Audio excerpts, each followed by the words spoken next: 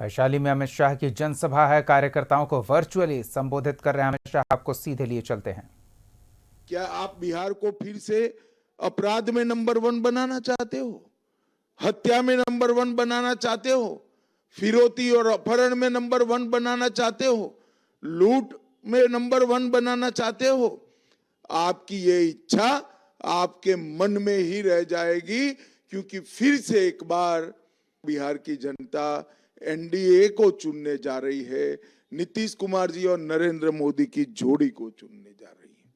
मित्रों, अभी अभी ये पूरे घमंडिया गठबंधन वाले लोग, इंडी अलायंस वाले लोग चुनावी फायदे के लिए बाबा साहब आंबेडकर जी का नाम लेकर वोट बटोरना चाहते हैं।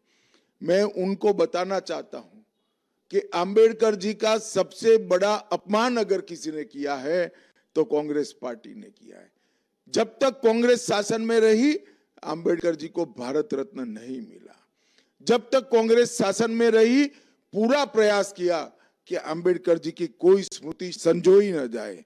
नरेंद्र मोदी जी ने 125वीं जयंती पर 14 अप्रैल को राष्ट्रीय समरसता दिवस घोषित किया, 26 नवंबर को संविधान दिवस घोषित किया और 2016 में ग्रामोदय से भारत उदय का अभियान चलाया।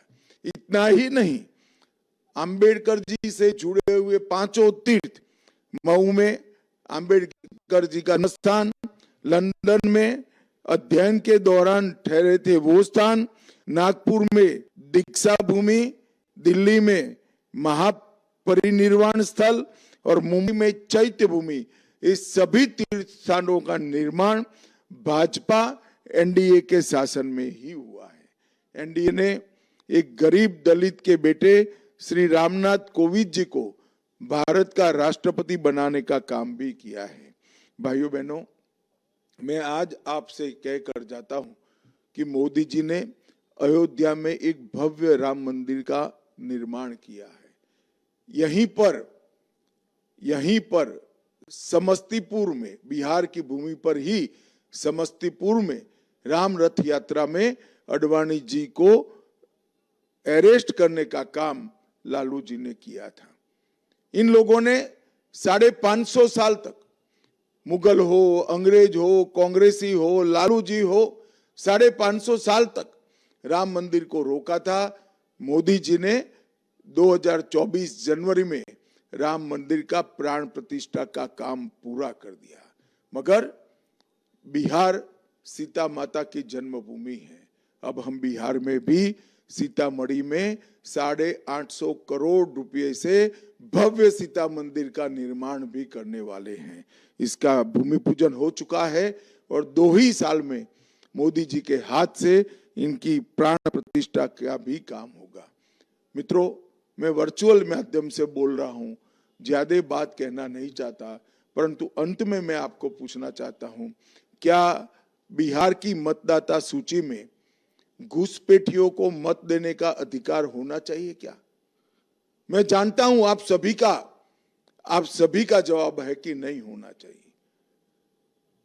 कांग्रेस के नेता राहुल गांधी जी ने बिहार में घुसपैठिया बचाओ यात्रा निकाली थी, क्योंकि ये सभी दल हमारे खिलाफ जो चुनाव लड़ रहे हैं उनके लिए घुसपैठिया एक वोट बैंक है।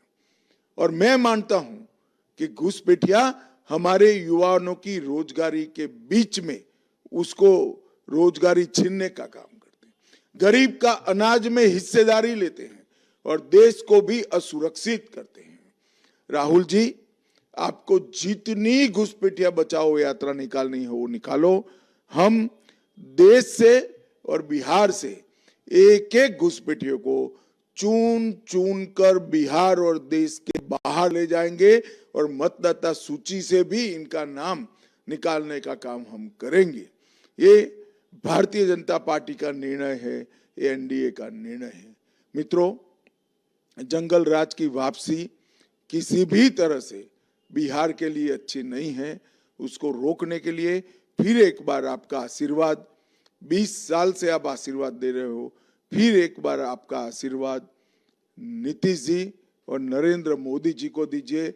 बिहार में एनडीए की सरकार बनाइए, हमारे सभी प्रत्याशियों को प्रचंड बहुमत से जिताइए। वंदे मातरम, भारत माता की जय। एक छोटा सा ब्रेक, जल्द लौटते हैं।